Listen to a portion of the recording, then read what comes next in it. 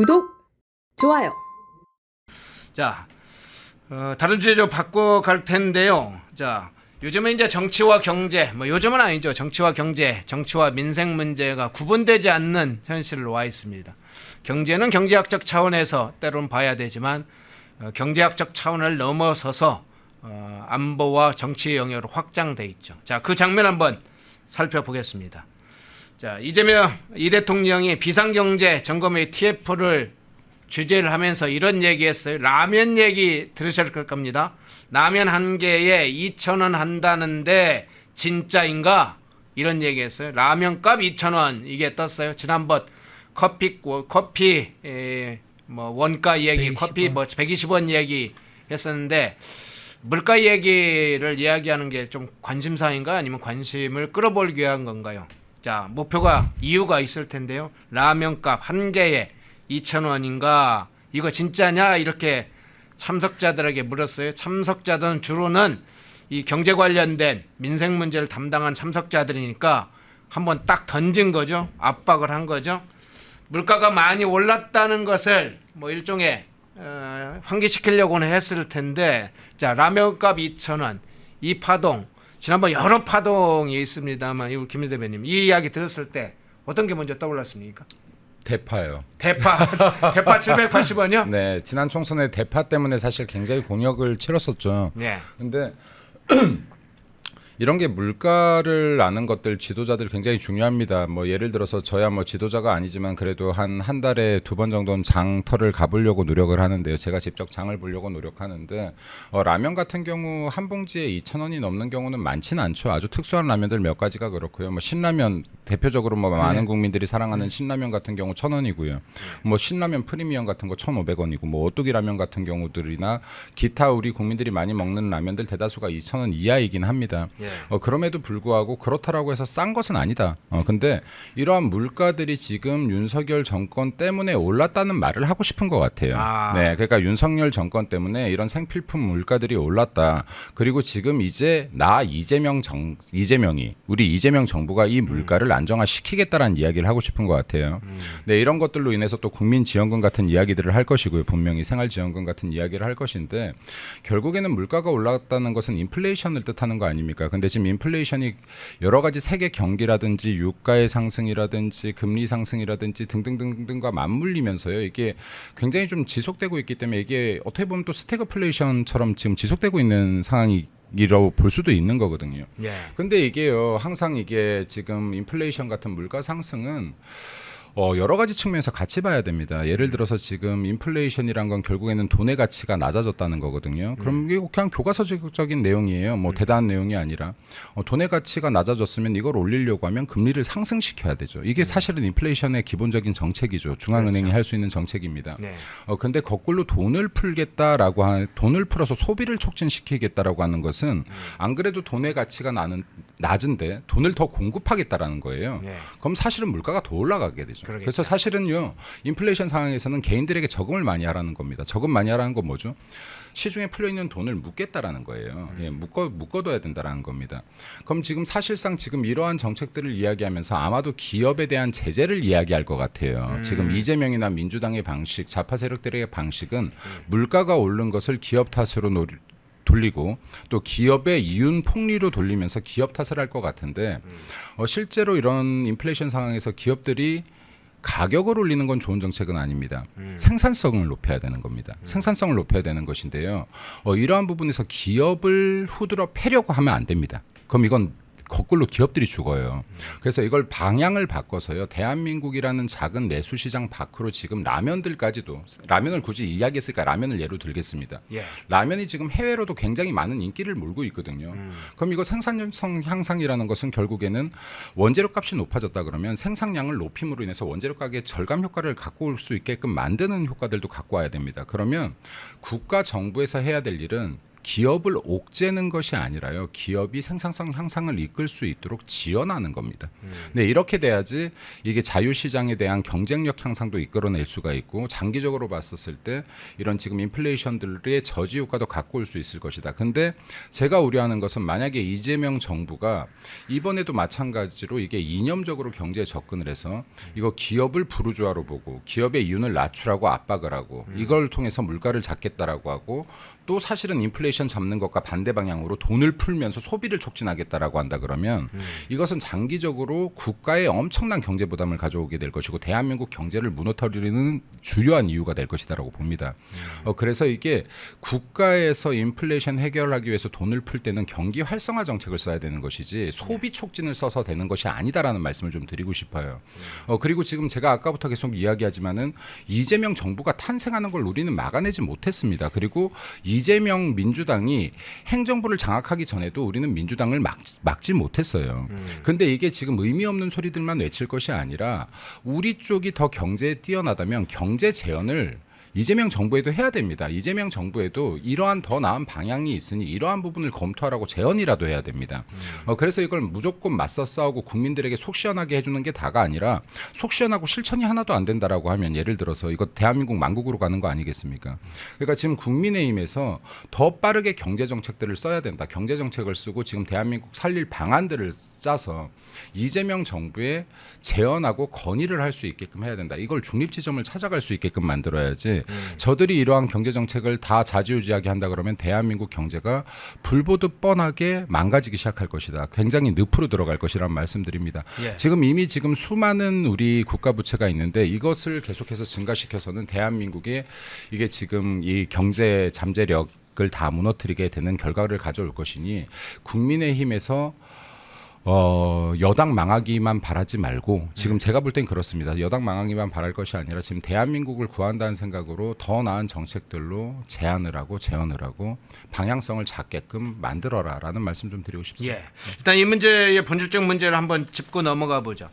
이재명 대통령이 라면값을 얘기하면 이제 관료들은 일단 어떻게 반응할지에 관해서도 좀 궁금합니다. 대체적으로 관료들의 경우는 그 업계를 일단 대개는 조져왔어요. 조지죠. 예, 이제 그리고 또 하나는 이 물가가 오른 것에 대한 진단이 제대로 되고 있는지 이 부분도 한번 좀 봐야 될 것 같아요. 앞서 이제 거기에다 플러스해서 돈을 풀면 이제 해결되냐 뭐 이 이야기까지 해주셨는데 그 부분 앞서 얘기했던 대통령이 이야기했기 때문에 다음 주에 보고를 해라까지 이야기를 했어요. 그럼 어떤 이제 현황이라든가 대책이 나올 텐데 어떤 방향으로 할 거로 보세요? 저는 이제 이재명 대통령이 얘기한 게 저는 이제 앞으로 벌어질 일이 어떻게 될지 대충 이제 방향을 알 수 있을 것 같아요. 무슨 말이냐면 일단 포퓰리즘 갈라치기로 갈 겁니다. 자, 지금 라면이라는 얘기를 꺼내가지고 지난 대선 때 논란이 됐었죠. 이제 자영업자 700만 자영업자를 어떻게 했습니까? 폭리를 취한 악덕업자로 구분했습니다. 자영업자는 700만인데 자영업자에 고용되어 있는 알바생이라든가 직원들은 훨씬 더 많겠죠. 예. 그렇게 해서 너네가 지금 너네한테 월급을 주는 그 사람은 사실 너네한테 더 많이 줄 수 있지만 조금밖에 주지 않는 거야. 그 나쁜 사람이야. 원가가 저렇게 싼데 그렇게 많은 이익을 챙겨가면서 잉여 이익을 챙겨가면서 너네한테 충분히 나눠주지 않아 라고 하면서 갈라치기를 해서 본인이 더 사람 수가 많은 쪽, 즉 근로자들에 있는 표심을 얻으려고 갈라치기를 했었다. 근데 지금 이것도 마찬가지예요. 라면이라는 국민들 어떤 정서를 건드리는 거예요. 서민들의 대표 음식 아니겠습니까? 라면, 짜장면 이런 것들, 이제 이런 것들을 내가 직접적으로 언급함으로 인해서 이재명 대통령이 뭔가 서민들을 위해서 포퓰리즘적인 어떤 뭔가를 하는구나라고 이제 이미지를 주는 거죠. 이건 제가 보기엔 갈라치기, 그러니까 서민과 기업들을 갈라치기 하려는 그런 정책으로 보인다. 또 하나, 두 번째가 이제 기업에 대한 압박으로 보입니다. 지금 이렇게 라면 가지고 얘기하지 않습니까? 그러면 직접 타격이 있는 게 어디죠? 라면 만드는 회사겠죠. 농심이라든가 뭐 등등 있을 건데, 자, 그 다음에 또 어디 얘기할까요? 저는요, 왜 인터넷에 가짜 뉴스가 많아? 라고 또 할 겁니다. 그렇게 되면 어떻게 됩니까? 포탈들한테 바짝 엎드려. 지금 그 의미를 지금 라면 회사부터 시작하는 거예요. 그러면서 그다음에 또 언론사 또 조직이 시작할 겁니다. 언론사도 나왔었고 그다음에 여론조사 업체도 뭐라고 했습니까? 여론조사가 조작되고 있다면서 본인이 선거 내내 얘기했지 않습니까? 그래서 후보자 시절 내내 그래서 여론조사 업체도 이어질 것이고 그러면서 사회 전반적으로 본인이 가지고 있었던 그 뭐 자산에 대해서 안 좋은 것들, 그러니까 정치적으로 어떤 공격의 대상이 되거나 비판하는 목소리를 내는 이런 집단에 대해서 본인이 본보기로 타격을 주고 압박하는 이런 신호탄을 라면을 통해서 지금 날린 게 아닌가라고 생각합니다. 마지막으로 말씀드리면 이거는 본질이 아니에요. 본질은 뭐냐? 국민에게 직접 이제 타격을 입는 것은 교통비라든가 전기세라든가 통신비라든가 이런 것도 월세라든가 이런 것들이 본질적인 거지. 이런 본질적인 문제는 회피하면서 라면이라는 아주 서민적인 그런 아이템을 들고 와서 이렇게 보여주기, 쇼를 하는 이제 이런 이제 포퓰리즘 발언을 하신 것은 굉장히 본질을 흐리기 위한 정책이다. 특히 전기 같은 경우는 왜 전기세가 올랐습니까? 문재인 정부 때 했던 탈원전 정책 때문 아니겠습니까? 탈원전 정책 때문에 우리나라가 수출 실적도 줄어들었고 또 전기를 해외에서 수입해야 되는 그런 문제가 생겼었고 또 전기세를 고정시켜 버리니까 한수원의 부채가 엄청나게 늘어났습니다. 이제 그 부채가 계속 전이될 수 없다 보니까 전기세가 올라갈 수밖에 없지 않습니까? 이런 식으로 지난 정부에 있었던 잘못된 원전 정책 이제 이런 것들에 대한 부담이나 비판 이런 시선을 돌리기 위한 용도로 이런 식으로 본질을 흐리는 그런 이제 아이템을 꺼내서 화두를 삼는 거 아니겠는가 그렇게 생각합니다. 예. 이번 라면값 2,000원 파동은 이제 일단은 당장은 식품업계, 라면업계가 긴장을 하는 것으로 갈 겁니다. 아마 대책을 내놓는 식으로 하겠죠.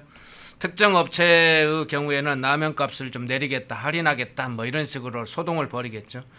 그 순간에 이제 지금 추경을 반영을 해서 돈을 많이 풀겠죠. 돈을 많이 풀면 물가가 오릅니까, 안 오릅니까? 아까 김수 대변께서 이야기를 해주셨는데 물가는 잡겠다고 하고.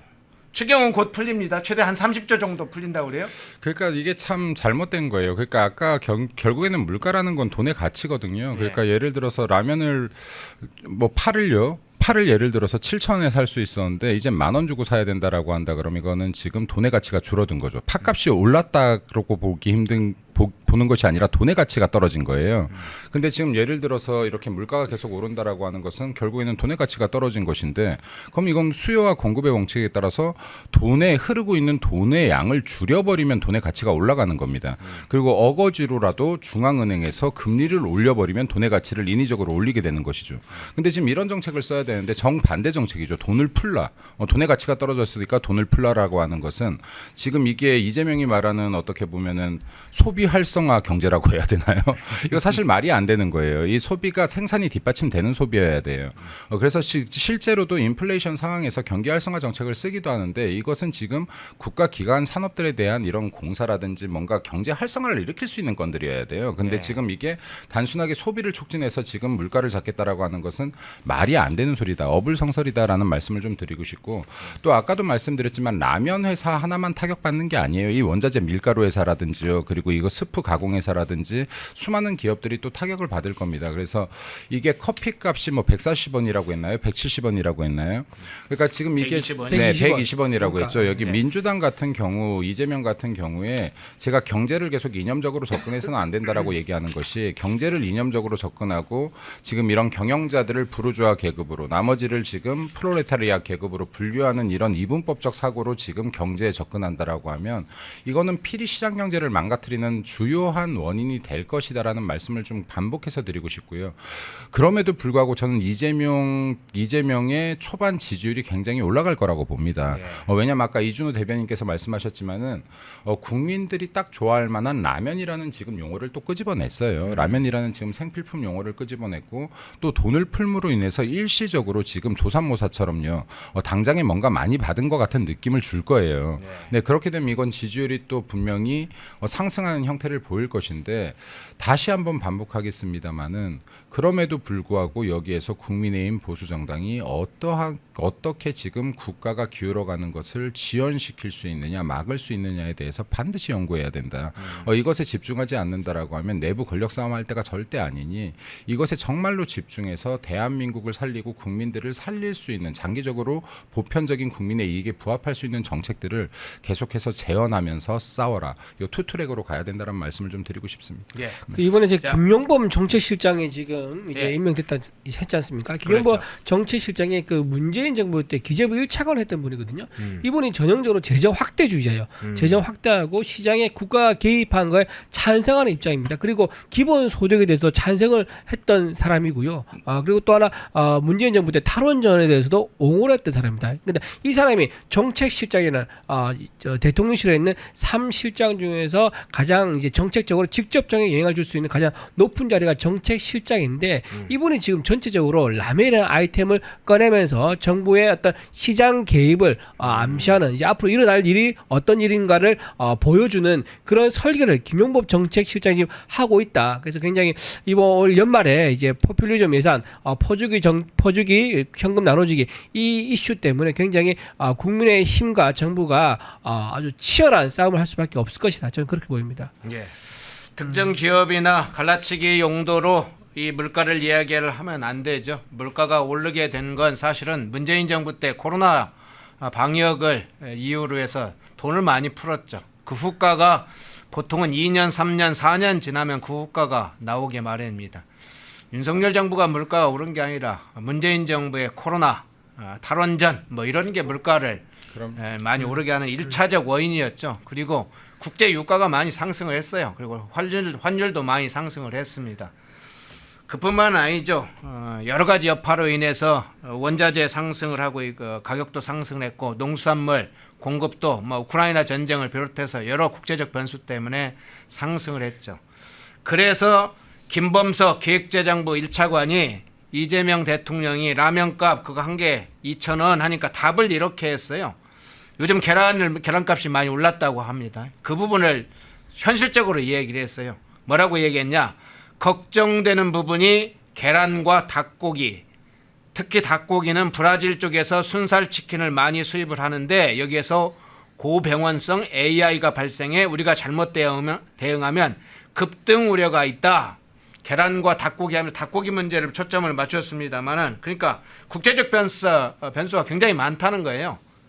국내에 무슨 계란 생산업자나 이런 사람들이 물가를 꼭 올리고 싶어서가 아니라 계란이 또 닭고기가 부족하면 외국에서 이런 고병원성 AI라든가 다른 여타의 생산성이 다른 국가들 그 국가들 입장에서 보면 수출국이 생산성이 저하되면 우리의 수입 국가들은 농수산물 이런 거 타격을 받게 되어 있습니다. 원인은 정확히 진단을 해야죠. 그렇죠. 특정 기업을 죽이는 그런 방식으로 타겟이 가면 그건 스스로 자폭하는 자멸하는 길이니까요. 자, 그 문제 살펴봤고요.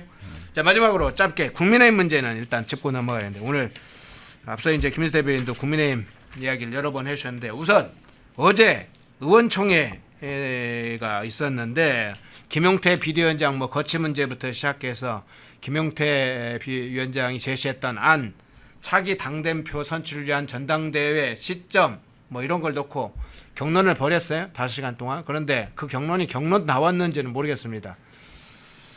싸워도 좀 생산성 있게 싸우면 좋습니다만 그게 됐는지 모르겠는데 이 장면 어쨌든 김 대변인 어떻게 보셨어요?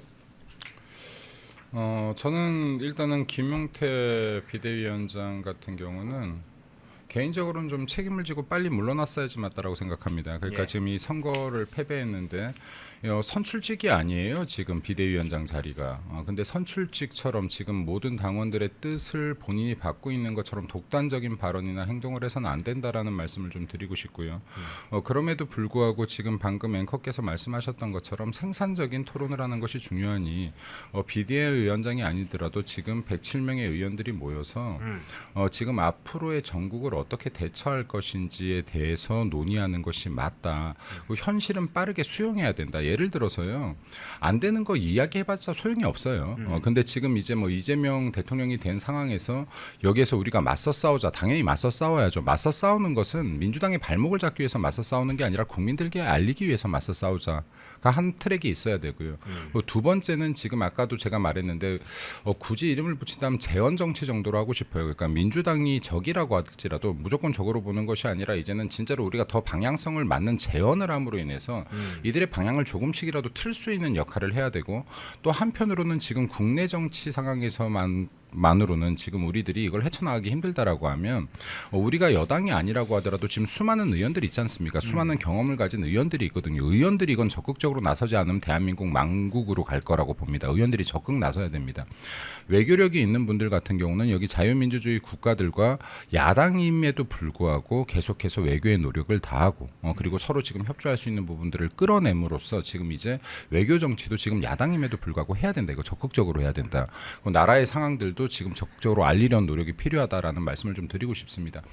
지금 이게 많은 국민들 눈에 국민의힘이 정신을 못 차리고 지금 대통령 선거 진 마당에 지금 당권 정쟁에 벌써 들어갔구나 하는 이야기들이 굉장히 많이 나오지 않습니까? 그렇죠. 근데 이렇게 보이면 진짜로 이게 보수 정당 대한민국의 가장 오랜 역사를 갖고 있는 보수 정당이 진짜로 무너져서 도저히 재건할 수 없는 지경까지 이를 것이라고 봅니다.